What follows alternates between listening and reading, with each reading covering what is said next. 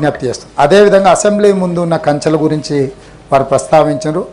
అక్కడ నాటి ప్రగతి భవన్ నేటి ప్రజాభవన్ ముందు ఉన్న ముళ్ళ కంచెలు తొలగించడం, అసెంబ్లీ ముందు ఉన్న ఈ కంచెల్ని కూడా తొలగించడానికి అన్ని పార్టీల సభ్యులతో సమావేశాన్ని ఏర్పాటు చేసి, ఎందుకంటే అధ్యక్ష ఈ ప్రెమిసెస్ మా కిందికి రాదు, మీకు తెలుసు.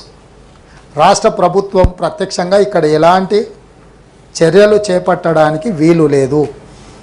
శాసనసభాపక్షంలో అక్కడ స్పీకర్ గారిని అనుమతి అడగాలి, శాసన మండలి సభాపక్షంలో మండలి చైర్మన్ గారి అనుమతితోనే ఏమైనా మార్పులు చేర్పులు చేయడానికి అవకాశం ఉంటుంది. కాబట్టి మీరిద్దరు చైర్మన్గా మీరు, శాసనసభ సభాపతిగా వారు ఇద్దరు కూర్చొని ఏ ఆదేశాలు మీరు ఇస్తే ఆ ఆదేశాలను రాష్ట్ర ప్రభుత్వం అమలు చేస్తుంది.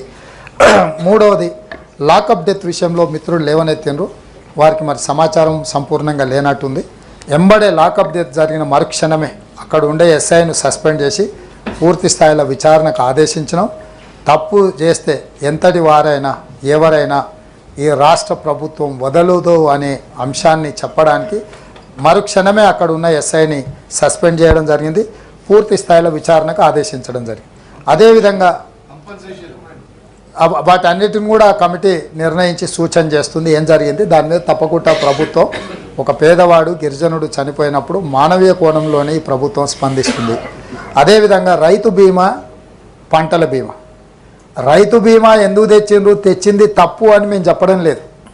రైతు బీమా తెచ్చి చనిపోయిన వాళ్లకు మేము గొప్పగా 5 లక్షలు ఇచ్చినామని చెప్పుకుంటుంది. కానీ రైతు చనిపోకుండా మీరు చేపట్టవలసిన చర్యలు చేపట్టలేదు, మీరు బాధ్యత మర్చిపోయినరు. పంటల బీమా పథకాన్ని కూడా తెచ్చినుంటే రైతును చావకుండా మనం నిలువరించే వాళ్ళము, ఆ కుటుంబాలను ఆదుకునే వాళ్ళము అని చెప్పి నేను స్పష్టంగా చెప్పిన. ఇప్పుడు కూడా ఒకవేళ సభ్యులకు ఏమైనా అపోహలు ఉంటే, పంటల బీమా పథకం తేవడం ద్వారా పెట్టుబడులు పెట్టడానికి అప్పులు చేసిన రైతులు చనిపోకుండా ఆపొచ్చు. పంటల బీమా పథకాన్ని మేము తెస్తాము. రైతు బీమా పథకాన్ని ఇంకా మెరుగుగా ఏ విధంగా అమలు చేయాలనో, నిర్దిష్టంగా పటిష్టంగా ఏ విధంగా అమలు చేయాలనో మా ప్రభుత్వం తప్పకుండా చర్యలు తీసుకుంటుంది. మీ వైపు నుంచి కూడా సూచనలు ఏమైనా ఉంటే ఇవ్వాల్సిందిగా సూచన చేస్తున్నాం. ఇక చివరగా నీళ్ళ గురించి, ప్రాజెక్టుల గురించి, తెలంగాణ రైతులకు చివరి ఎకరాకి ఆఖరి ఆయకట్టుకు నీళ్ళు ఇచ్చినామని మడికట్టు పదాలతోని ఇంకెంతకాలం తెలంగాణ ప్రజల్ని మభ్యపెడతారని నేను అడుగుతున్నా అధ్యక్ష. నేను ఎక్కువ లోతుకు వెళ్ళదలుచుకోలే. 1,50,000 కోట్లతో ప్రతిపాదనతో 1,02,000 కోట్లు ఖర్చు పెట్టి కట్టిన కాళేశ్వరంలో మేడిగడ్డ కుంగిపోయింది, అన్నారం పగిలిపోయింది. మన కళ్ళ ముందు సజీవ సాక్ష్యంగా అక్కడ కనిపిస్తున్నాయి మన పనితనంలో ఉన్న గొప్పతనం. ఇసుక మీద కట్టిన, ఇసుక కదిలింది, మేడిగడ్డ కుంగింది అన్నారు. అసలు ఇసుక మీద బ్యారేజీలు కట్టే టెక్నాలజీ ఈ భూప్రపంచం మీద ఎక్కడుందో నాకైతే తెలియదు అధ్యక్ష. మేము నాగార్జున సాగర్ కట్టినాము, మేము శ్రీశైలం కట్టినాము, మేము జూరాల కట్టినాము, మేము శ్రీరామ్ సాగర్ కట్టినాము. ప్రకృతి వైపరీత్యాలకు దశాబ్దాలుగా నిటారుగా నిలబడే అన్ని వైపరీత్యాలను తట్టుకొని నిలబడ్డ ప్రాజెక్టులు అక్కడ కళ్ళ ముందు సజీవంగా ఉన్నాయి. కానీ 3 ఏళ్లలోనే కట్టిన మేడిగడ్డ కుంగిపోయి అన్నారం పగిలిపోయిన తర్వాత కూడా ఇంకా మేము గొప్ప ప్రాజెక్టులు కట్టినామని చెప్పుకోవడం తగ్గిస్తే బాగుంటుంది. శాసనసభ సమావేశాలు పూర్తయిన తర్వాత ఒక మొత్తం సభ్యుల బృందాన్ని, గతంలో ఈ ప్రాజెక్టులు పూర్తి చేసినప్పుడు గ్రామాలలో బస్సులు పెట్టి ఈ ప్రాజెక్టుల దగ్గరికి పర్యటనకు రైతులందరినీ పంపించాను. నేను మొట్టమొదట అందరి సభ్యులకు మా శాసనసభ లెజిస్లేటివ్ అఫేర్స్ మినిస్టర్ గారి ప్రాంతం అది, వారిని నేను అనుమతి అడుగుతున్నాను. ఎందుకనంటే ఆ మేడిగడ్డ వారి సొంత శాసనసభ నియోజకవర్గంలోకి వస్తుంది. మాకందరికి కూడా అక్కడ చిన్న చిన్న ఛాయ్ భోజనం లాంటి వసతులు ఏర్పాటు చేయండి. అటు అసెంబ్లీలో ఉన్న ఎమ్మెల్యేలను, ఇటు శాసనమండలిలో ఉన్న సభ్యులందరినీ కూడా అక్కడ పర్యటనకు తీసుకెళ్తాను. ఏ విధంగా అది కుంగిపోయి ఎందుకు పనికి రాకుండా అయిపోయిందో మిమ్మల్ని అందరినీ తీసుకెళ్ళి చూపిస్తాము. మీరందరి సూచనల మేరకే డెఫినెట్గా డెఫినెట్గా వారి సూచనను శ్రీమతి కల్వకుంట్ల కవిత గారు సూచన చేశారు, విచారణ ఏమని. డెఫినెట్గా వారి సూచన మేరకు ప్రతిపక్షం మంచి సూచన చేశారు. సిట్టింగ్ జడ్జి చేత విచారణ చేసి కాంట్రాక్టర్లు ఇచ్చిన వాళ్ళను, ఆ సంబంధిత శాఖ మంత్రులను, ఆ కాంట్రాక్టర్లను అందరినీ కూడా ఏ రకంగా చట్ట పరిధిలో శిక్షించాలనో డెఫినెట్గా శిక్షిస్తాం. ఈ రకంగా ముందుకొచ్చి ప్రభుత్వానికి సహకరిస్తే డెఫినెట్గా చేస్తాం. సిట్టింగ్ జడ్జి చేత విచారణ చేస్తామని మా పెద్దలు జీవన్ రెడ్డి గారు చెప్పిండ్రు. నేను కూడా వారి సూచనను కూడా పరిగణలోకి తీసుకొని డెఫినెట్గా మేడిగడ్డ విషయంలో, అన్నారం విషయంలో సిట్టింగ్ జడ్జి చేత విచారణకు ఆదేశించి విచారణ చేపడతామని ఈ విషయం చెప్తున్నా అధ్యక్ష. ప్లీజ్ రాజుగారు, రాజుగారు please please please please please please అదే కూర్చోవయ్యా.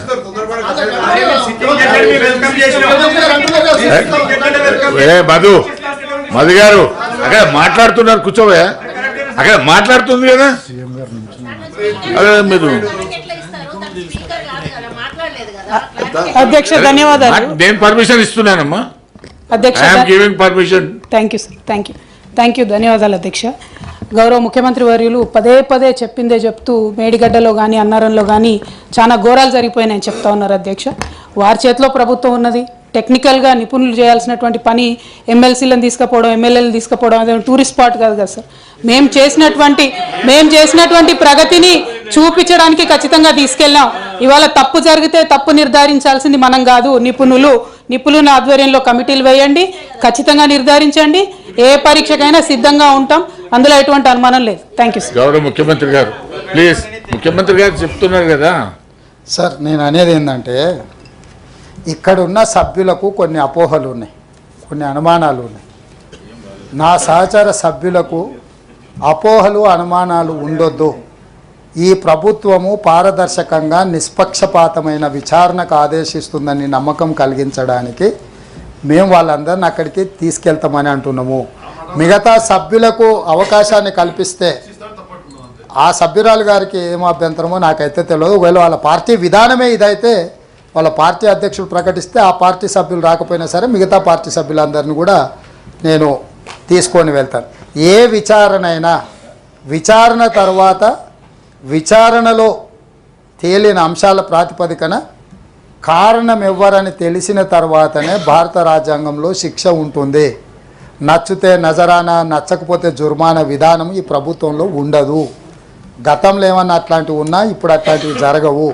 కాబట్టి ఎవరు భయపడాల్సిన పని లేదు, ఆందోళనతో కుంగిపోవాల్సిన అవసరం లేదు. నిష్పక్షపాతమైన విచారణ చేసి చర్యలు తీసుకుంటాను మీ ద్వారా సభ్యులకు నేను మాటిస్తున్నాను. అదేవిధంగా పెద్దలు జీవన్ రెడ్డి గారు ఒక కీలకమైన అంశాన్ని లేవనెత్తినారు. తెలంగాణ ఉద్యమంలో ఇది కూడా ఒక ఉత్ప్రేరకము.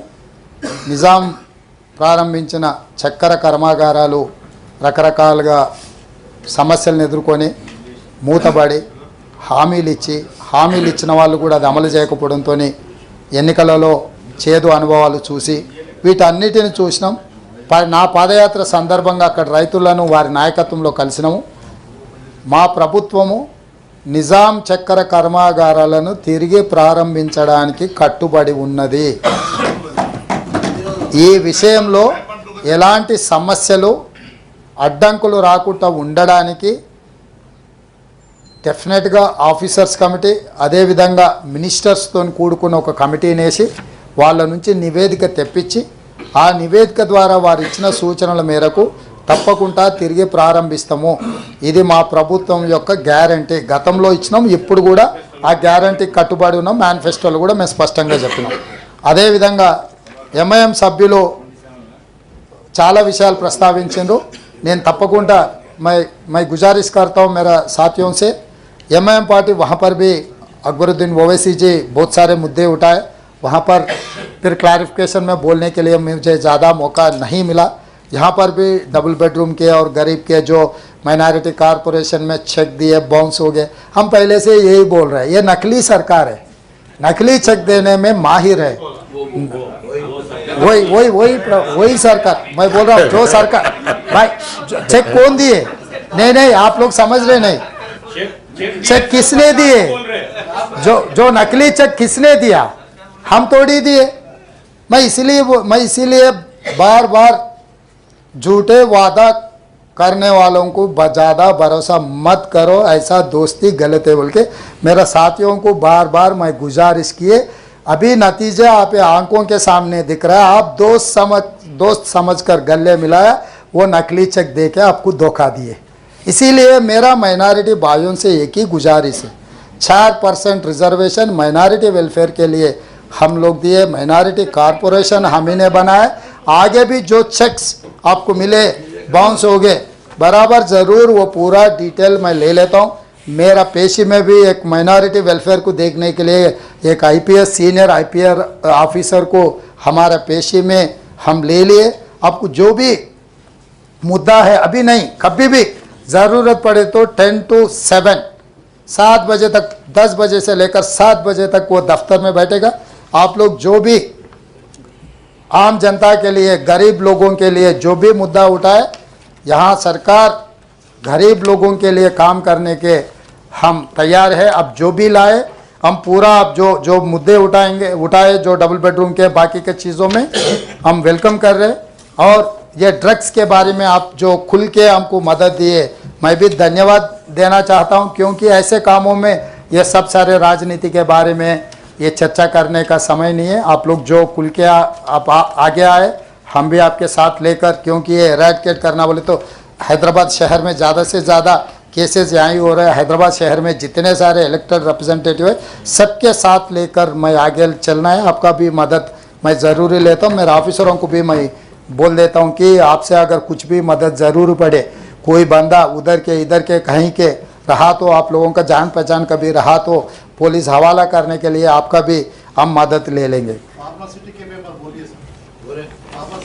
बोलते सर, अभी बहुत सारे हैं। अभी क्लैरिफिकेशन के बारे में जो वो मुद्दा उठाए वो बात करेंगे आगे आने वाले दिनों में, और बहुत सारे चर्चा होने वाले हैं। वो चर्चा में आप जो मुद्दा उठाएंगे हम जब उसके बारे में सरकार का क्या राय है हम बहुत क्लियर कुल्लम कुल्ला मैं बोल देता हूँ। मैं कोई छुपा के इधर उधर नहीं है, मैं कुल्लम कुल्ला बोल देता हूँ। मेरा आदत है, किसी को वो डराए जैसा, धमकाए जैसा ऐसा कुछ होता है। मेरा टोन वैसे है, क्योंकि मैं गांव से आया। गांव के जो आदमी जो बोलने का ढंग रहता है, मैं किसान का बेटा हूँ, तो इसीलिए मेरा ढंग ऐसा है कि मैं अमेरिका में जाके इंग्लिश में नहीं पढ़ा। मैं तेलुगु मीडियम में सरकार स्कूल में छोटे गांव में पढ़ के इतने दूर आए।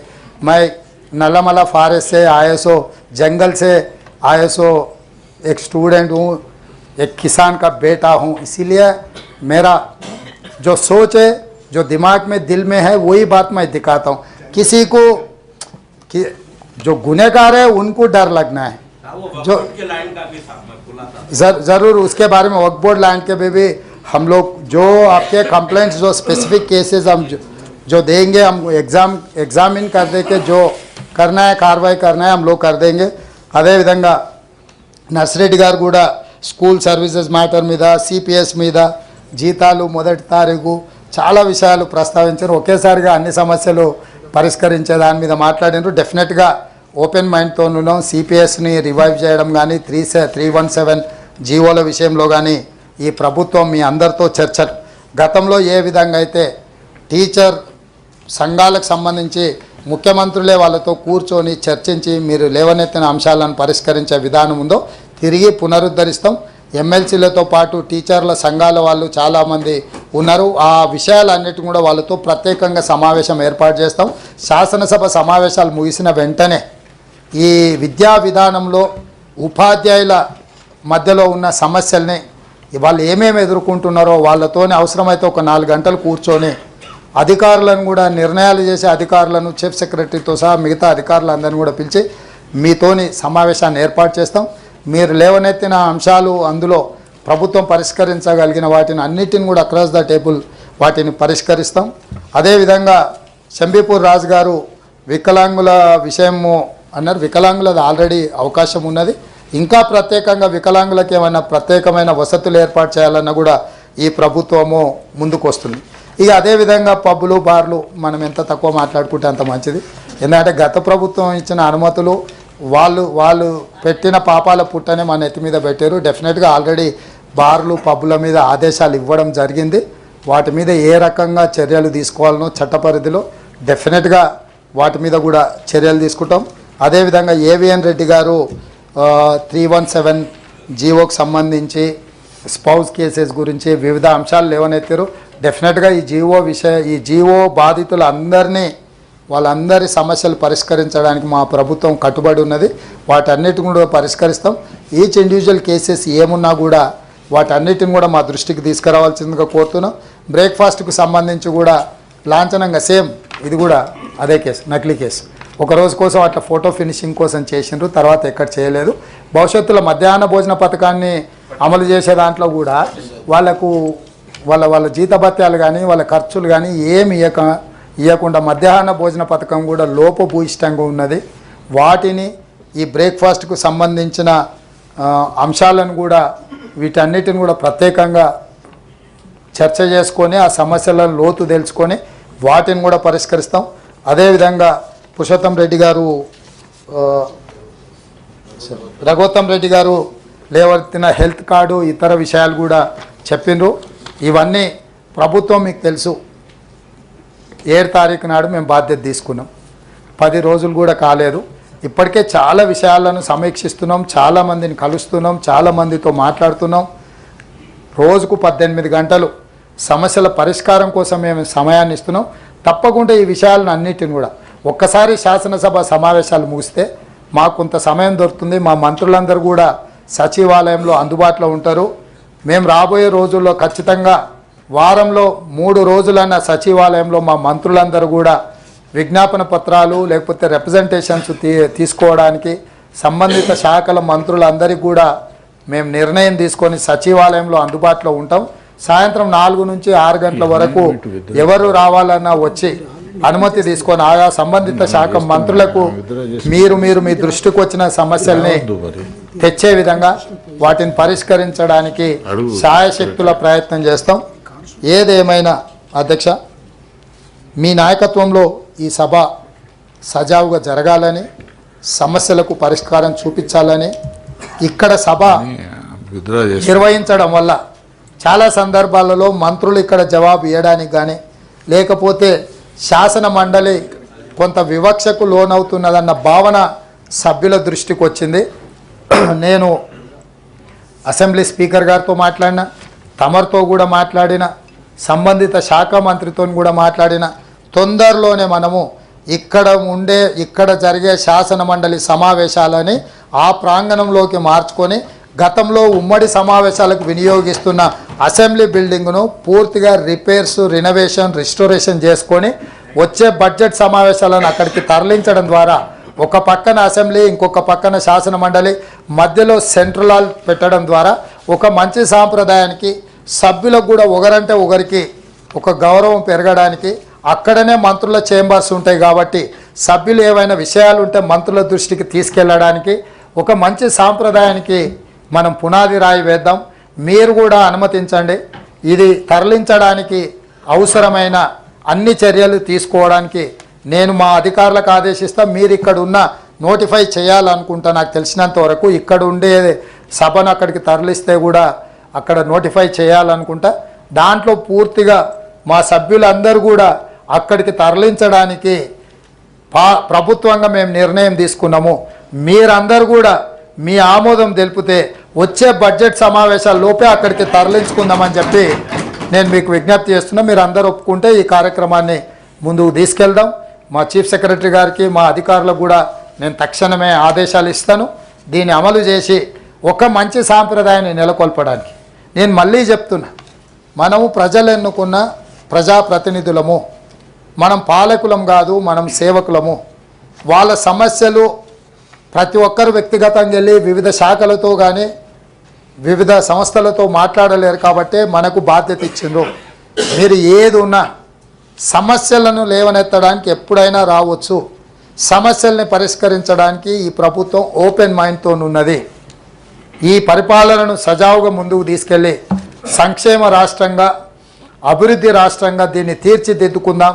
మన భవిష్యత్ తరాలకు ఒక మంచి సాంప్రదాయం, ఎందుకంటే గతంలో చుక్కా రామయ్య గారు, ప్రొఫెసర్ నాగేశ్వర్ గారు, చాలామంది మేధావులు ఇక్కడ సభ్యులుగా ఉన్నారు. వాళ్ళతో పాటు నాకు కలిసి పనిచేసే అవకాశం వచ్చింది. నేను మొట్టమొదట ఈ సభలకే వచ్చిన, నాకు ఈ సభ మీద ప్రత్యేకమైన అభిమానం ఉన్నది. ఎందుకంటే నాలాంటి యంగ్స్టర్కి ఓ 15-16 సంవత్సరాల క్రితమే అవకాశం వచ్చి ఇందులోకి వచ్చి కొంత నేర్చుకోవడానికి అవకాశం వచ్చింది. కొత్తగా వచ్చిన సభ్యులకు కూడా నా సూచన, ఆ రోజుల్లో మేము ఏదైనా అంశం మీద చర్చ ఉందంటే రాత్రి మొత్తం ప్రిపేర్ అయ్యేటోళ్ళం, చదువుకునేటోళ్ళం. ఒక్కోసారి నేను ఈ సభకు వచ్చేటప్పుడు ఉదయం డైరెక్ట్గా రాత్రంతా చదువుకొని డైరెక్ట్గా తయారై ఒక్క నిమిషం కూడా నిద్రపోకుండా ప్రిపేర్ అయ్యి డేటా కలెక్ట్ చేసి అంశాలను తీసుకొచ్చి ఇక్కడ ఉండి ప్రభుత్వాన్ని ఇరుకున పెట్టడమే కాకుండా ప్రజలకు సహాయం అందించే విధంగా చర్చలలో మేము పాల్గొన్నాం. ఆ అనుభవమే ఈరోజు నాకు చాలా అంశాలలో ఉపయోగపడ్డది. నేను కూడా సభ్యులకు మీరు లేవనెత్తే అంశాలకు తప్పకుండా చైర్మన్ గారు మీకు అవకాశం ఇస్తారు. మనం పొలిటికల్ యాంగిల్లో మాట్లాడితే చైర్మన్ గారు అయినా సమయం ఇవ్వలేరు. మాకైనా మేము జవాబుదారీతనంతో మీకు సమాధానాలు ఇస్తాము. ఆ విధంగా ఒకరికొకరు సహకరించుకొని ఒక మంచి సాంప్రదాయాన్ని ఈ శాసన మండలి ద్వారా, ఎందుకంటే ఇది పెద్దల సభ, మనకు వయసు తక్కువ ఉన్నా లేకపోతే అనుకోకుండా మనకు అవకాశాలు వచ్చినా దీన్ని సద్వినియోగం చేసుకోవడం ద్వారా రాజకీయ పరిణతిని ప్రదర్శించాల్సిన బాధ్యత మన అందరి మీద ఉన్నది. మా ప్రభుత్వం ఆ దిశగా సహకారం అందిస్తుంది, ముందుకు వెళ్తుందని తెలియజేస్తూ సెలవు తీసుకుంటాను. గౌరవ ముఖ్యమంత్రి గారు శాసన పరిషత్తు పాత అసెంబ్లీ భవనాల్లోకి మార్చాలనేటువంటి నిర్ణయం గతంలోనే కూడా ఒకసారి మనం తీర్మానం కూడా చేసినాము. కాబట్టి మన అందరి యొక్క ఆమోదంతోనే వచ్చే బడ్జెట్ సమావేశాల లోపల అక్కడ మార్చడానికి అటు శాసన సభాపతి, నన్ను, ఎల్ఏ మినిస్టర్ శ్రీధర్ బాబు గారిని, R&B మినిస్టర్ గారిని కూడా కూర్చొని దానికి కావాల్సినటువంటి రిపేర్లు అవన్నిటికీ కావాల్సిన డబ్బులు వెంటనే విడుదల చేయడానికి కూడా వారు ఆదేశించినారు. వారికి ప్రత్యేకంగా ఈ సభ తరఫున ధన్యవాదాలు తెలియజేస్తున్నాను. There are 3 amendments moved by the శ్రీమతి కల్వకుంట్ల కవిత గారు to the motion of thanks and governor address. They are before the house.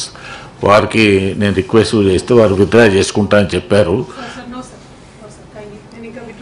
Sir అది అయితే ఎందుకంటే ప్రజాస్వామ్యయుతంగా ఎన్నికైనటువంటి క్రితం ప్రభుత్వాలను చాలా దారుణాతిదారుణమైనటువంటి రీతిలో గవర్నర్ గారి అడ్రస్లో పొందుపరచడం జరిగింది సార్. ఆ పదాలను డెఫినెట్గా అన్పార్లమెంటరీగా ఉన్నాయి, వాటిని తొలగించాలని చెప్పి I want to press the amendment sir, unless the government comes forward to request. ఎందుకంటే this is the first day unless honorable CM requests, we will not withdraw sir, because he has to be responsible. The language used in yesterday's governor's speech is not acceptable to our party and people of Telangana also sir. చెప్తారా ముఖ్యమంత్రి గారు? LA minister గారు. గౌరవ chairman గారికి, గౌరవ శాసన మండలి సభ్యులందరికీ మరి హృదయపూర్వకంగా శుభాకాంక్షలు, నమస్కారాలు తెలియజేస్తూ, గౌరవ శాసన సభ్యురాలు లేవనెత్తిన ఆబ్జెక్షన్, శాసన మండలి సభ్యురాలు లేవనెత్తిన అంశం విషయంలో వారికి కూడా తెలుసు, వారికి ఉన్న అనుభవం అట్లా గవర్నర్ గారి స్పీచ్ అధ్యక్ష, అది గవర్నర్ గారి స్పీచ్కి సంబంధించి అంటే వారి అభిప్రాయంలో అది కఠోరంగా ఉందని వారి అభిప్రాయం. ఈరోజు మొత్తం రాష్ట్ర ప్రజలకు సంబంధించిన ఒక ప్రధానమైన అంశాన్ని ప్రజల దృష్టికి తీసుకెళ్లే ప్రయత్నం చేశాం తప్ప ఎవరి మనసును గాయం చేయాలని కానీ ఎవరు వ్యక్తిగతంగా వారిని కంచపరిచే విధంగా మేము ఈరోజు గవర్నర్ స్పీచ్లో ముఖ్యమంత్రి గారు కానీ గౌరవ మా సహచర క్యాబినెట్ మంత్రులు కానీ చేయలేదు. So I would like to request honourable member to consider and drop that amendment. నన్ను అది కాన్స్టిట్యూషన్ ప్రొవిజన్ లేదు, నేను స్టడీ చేశాము. ప్లీజ్ ప్లీజ్ ప్లీజ్ ప్రభాకర్ గారు please. Although we do not agree with whatever honorable governor has said, it is really not in good spirit.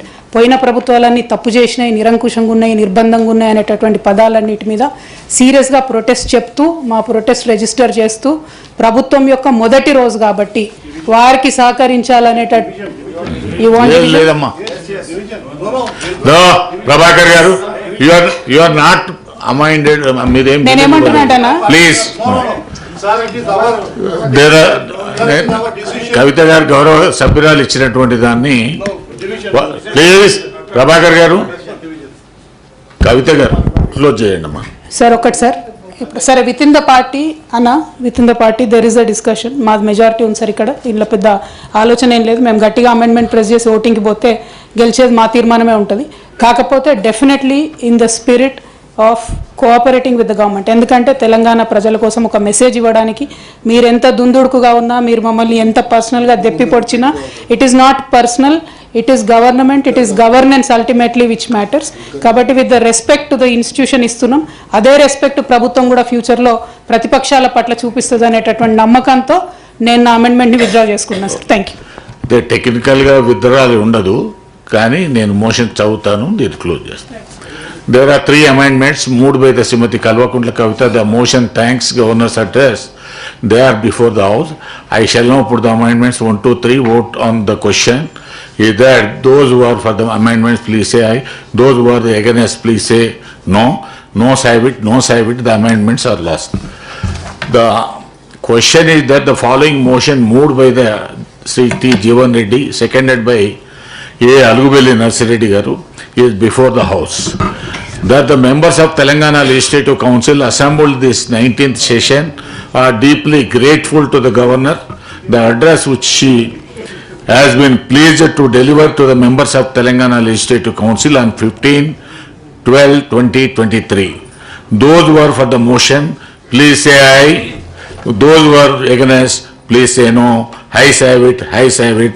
The motion is carried.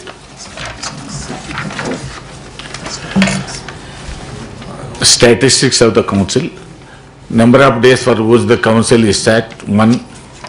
Number of hours to which the council worked, 7 hours.